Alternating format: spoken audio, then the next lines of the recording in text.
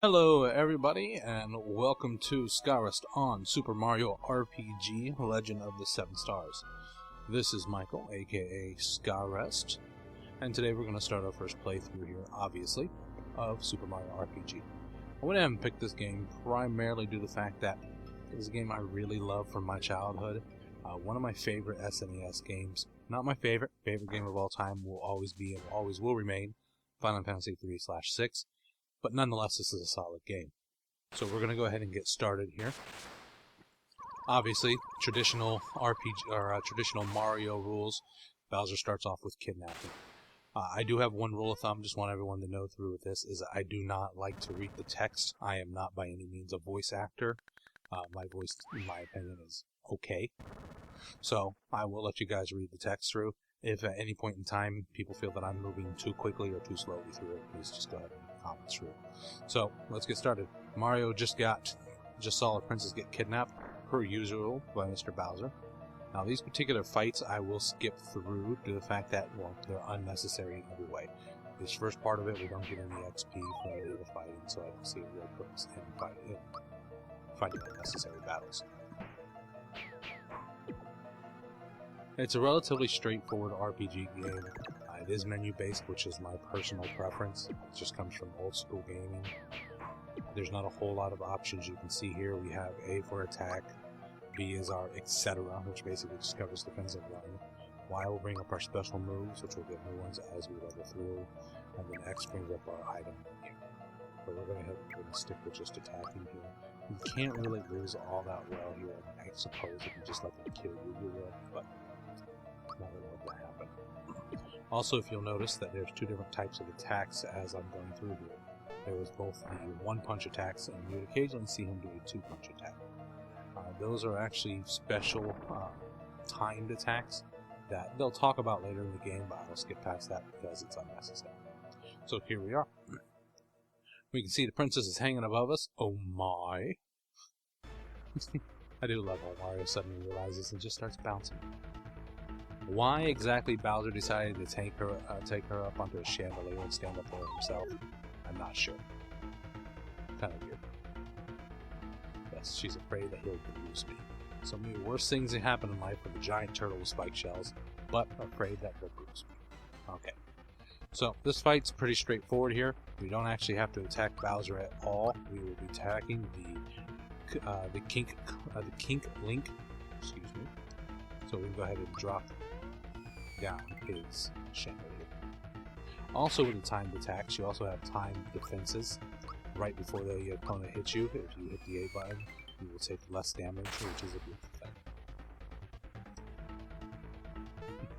Figured Bowser might have noticed that, hey, some strange reason Mario's not attacking me. But, okay. Traditional Mario style, guys. Oh no. And Bowser decided that we're going to come and join him. We will do that. Hold on, Mario. Now, I will also say, I don't know everything there is to know about this game. I know it fairly well. I played through it a couple times. But when I was playing through this stuff, this is when you had to make phone calls in to get cheats, or find them in like a Nintendo Power magazine. But we didn't have game backs to go through and easily get all of this stuff. And since the age of the internet has really come about, you could get all this stuff. I haven't really done a playthrough through this, and even when I do play these type of games in the old style, I generally don't like going to game backs and looking this kind of stuff up. I know the games fairly well. I know most everything that we can get, and while I may even actually remember all the little secrets, I don't necessarily remember how to do all of them, and so I'll attempt to figure them out. If I happen to miss anything big, though, please let me know. I'll make it a point to try to go back and do it. The one thing I do most definitely remember is the early treasure chest that you only got the one shot at getting, so hopefully I don't fail that miserably. That, by the way, is a really cool looking sword, and I would love to have a replica of that. I have a replica of the Master Sword somewhere around here, which might be in storage, to be honest, at the moment. But I would love to have a replica of Smithy there. Let me get the opening start here. So, obviously you can see there were 7 stars there. Guess what? it's Legend of the Seven Stars. Go figure. And even see an overview of the map for the first time. Toad. One of my favorite to always choose in the Mario Kart games. My personal favorite of the Mario Karts, just side note in regards to this, was actually the one for the GameCube Double Dash. A lot of people say not the best of the Mario Karts, but I have my reasoning for it, which is simple. I have a cousin named Scotty, and him and I used to play that together all the time. I would always be the driver, and he'd be the guy that would throw shells at people, and we just kind of became simpatico with me being able to properly drive and aim so he could take his shots accordingly, and we became pretty awesome at it, in my opinion. So I liked it primarily for that reason. It's just, good memories with my cousin. Oh, and Toad is now being told that the princess is not here. Typical Mario style. I mean, that's just how it works. Now, what's also cool about this game, now this is kind of the predecessor to the Paper Mario series, which in my opinion is definitely one of the better games out there. A better series out there, is a better way to put it. I've enjoyed all the Paper Mario games. I've played through and beaten all of them. For some reason, I think Mario, while they're not overly complicated by any means, I think they make the Mario series, in my opinion, happens to make a really good RPG game, actually. These are characters that you've come to love, you've come to develop a relationship with, which I think happens actually with all of your gaming characters, at least the good games. Some people may sit there and look at them and think that you can't really develop any type of emotional bond with a game character, and they're wrong. I think you can develop a great emotional bond with a game character, particularly with one that you grew up in your childhood. If you say Final Fantasy 3-6, Lockheed is probably one of my favorite characters in all of gaming history. I thought he was a well-developed character, especially keep in mind for the Super Nintendo generation. We didn't have the capabilities to share a story then as we do now. Where if you take games like Deus Ex Human Revolution, which is a recent game that I happen to thoroughly enjoy, with the voice acting and the higher capability of graphics, they could show much better. Even if you take a game that isn't necessarily about the story as much, in my opinion, L.A. Noire, where in L.A. Noire, they actually made it where you could read the faces of people. That's what the game was trying to base itself around, is that you would look at the faces of these characters, of the NPCs, and you'd be able to try to tell, are they lying, are they telling the truth, what's the deception they're trying to give here, and they would do this by you actually being able to tell by the facial expressions, which in my opinion was an amazing feat. The game itself I thought was an okay game, not up there on my list of one of my favorites, but it was a solid game. And Toad likes to keep getting in my way. I got a bump on the head. Just made fantastic. And I will now spend the rest of the series doing shrooms. Yay. Yes, of course I do. I know everything. Okay, not really. See, Toad is still one of my favorite characters. I wish he got more love, and I would love for a Toad game. I think that'd be great. Luigi got his own game. Mario obviously is the star of every game Mario's in. I would love for there to be a Toad game. I think that would be fantastic. So Nintendo, go ahead and jump on that one for me. You got the Wii U coming out. Let's go ahead and make a game specifically for that. I'm personally looking forward to the Wii U. So I've informed my wife that I would like one for Christmas. The black one. It's a better looking color. I know they decided, let's make it the Elite version and charge more for it. But nonetheless, it's what I would like. Like I said, I'm actually looking forward to the Wii U. I know some people out there aren't kind of bashing on it a little bit. And I mean, it is Nintendo. They are, unfortunately, when it comes to the power of their systems, they are coming up a day late and $1 short. But while I personally think the Wii wasn't that good of a system, and it was primarily the way you had to play the games, I don't like waggling the stick at my TV in order to play games. I like a controller, and if they would have just made all of their games controller compatible as well, I would have gotten along much better. And even the games where they decided, oh, we're going to make a controller work with this game, for example, you take the Paper Mario game that they have for the Wii. Even in those cases, you had to hold this controller sideways, and the Wii controller is definitely not designed for comfort when you're trying to play a game that way.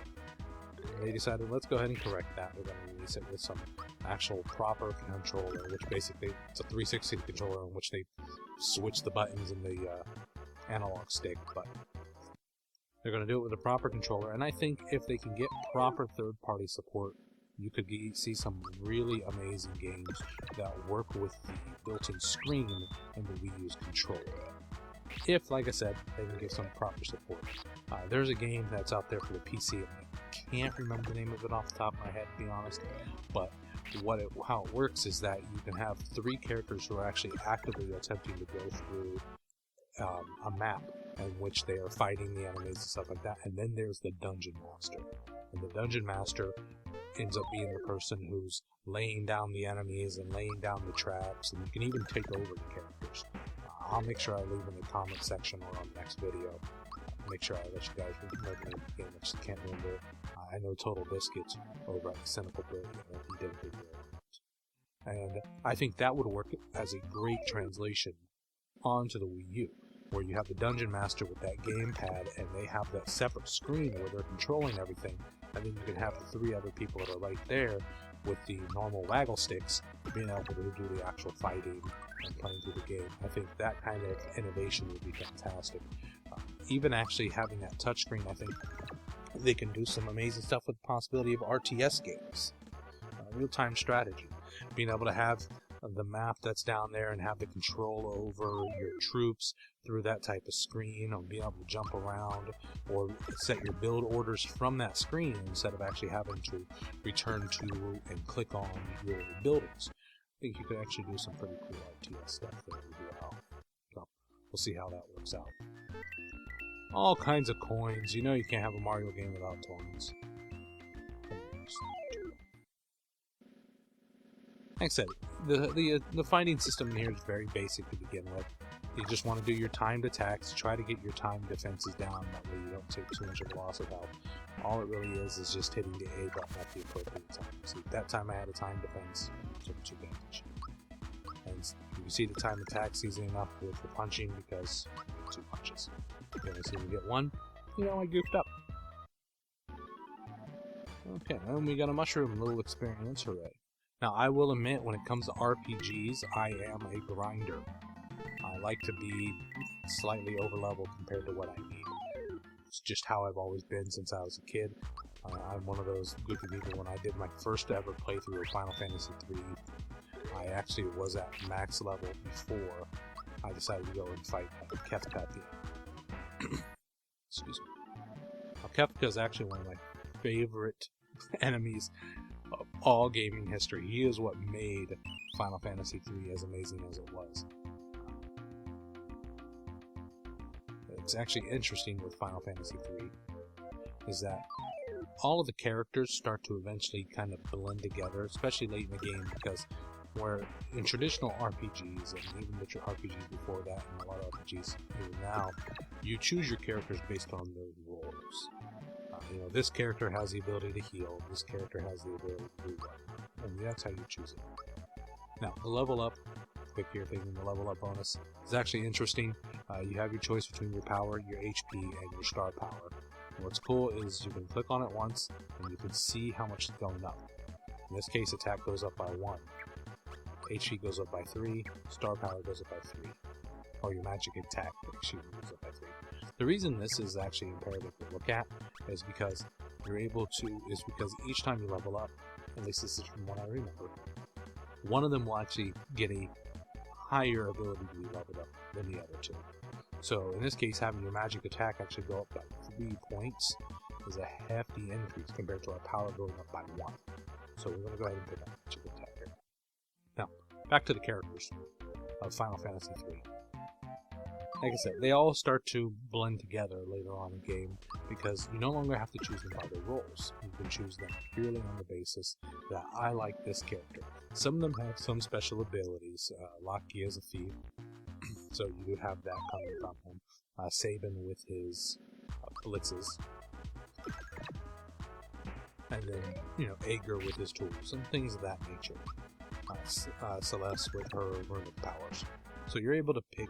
You do have that separation to a point, but you can make them all so overpowered with the magic that they can all just go in there and destroy anything. Especially if you learn the Vanish Doom trick, which is the fact that if you vanish a character or an enemy, they are incapable of dodging any magical attacks at that point in time. So you can immediately cast Doom on them, and then just you'll wreck them. That's kind of a fun little thing. Actually, one of my favorite bugs in that game, which I know I'm talking about that game a lot, I just have a few of my favorites. One of my favorite bugs with that particular game was the magic evade bug. Sorry about that, that was my goofy little puppy. What the magic evade bug allows you to do is that it was originally designed that there's two types of evade in the game. There's evade, which is a physical evade, and then there's the magic evade. The magic evade allows you to evade magic damage. They kind of goofed up in the coding, however, and the magic evade also was what affected your normal evade, and the normal evade did nothing. So because of that, you would max out your magic evade and pretty much become unhittable in every way. It was a fun little thing to do, and interesting when I discovered that for the first time.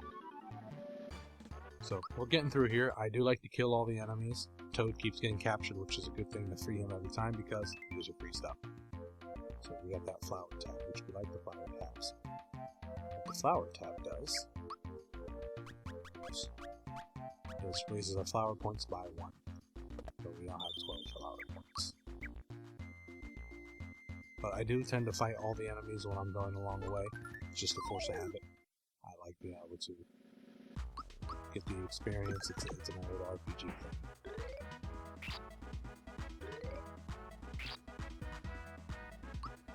Goombas are relatively basic to kill.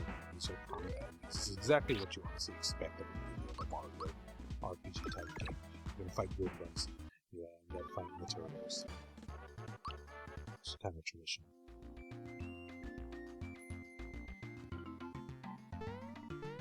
Okay, we're making through. We're actually going to skip past these enemies. I don't like fighting them. We're going to move on to our first real boss, which we will be fighting the Hammer Brothers. Got a mean streak. I don't care. I'll take you anyway. Because I'm tough like that. So we got the Hammer Brothers, and we're going to use our first special attacks now. We're going to use the jump attack. If you time that perfectly well, we got a nice 49. We're able to take 2 blocks, so we want to take 4 damage instead of taking the possible 8 damage. And 1 Hammer Brother down. All kinds of coins. He's raising his valor. He's taking it seriously. He killed his brother. Nobody kills brother. So, Valor raises his defense. That's why we only saw that we did 21 points of damage instead of the 49 that we were doing. Now, what's interesting about the special moves and things of that nature that they start doing is you have to be able to... Every attack that a character does is going to do a different timing for the damage it does, and you have to be able to learn the timing properly. Some of them, I don't know them off the top of my head, so I kind of have to wing it. With his, I don't know if I'm actually blocking that in any way. And we defeated him. Yay, we're moving on. I like the music of this game too. It's fun, a little bit upbeat.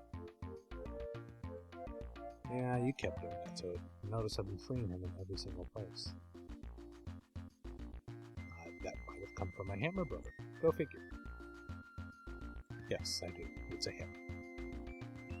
I will speak for Mario, however. due to the fact that he never actually speaks in the game. He tends to mime everything. And I tend to answer him a little bit sarcastically. It might come in handy. Well, since you're going to make me take it, I think it might just come in handy. See you in the Mushroom Kingdom.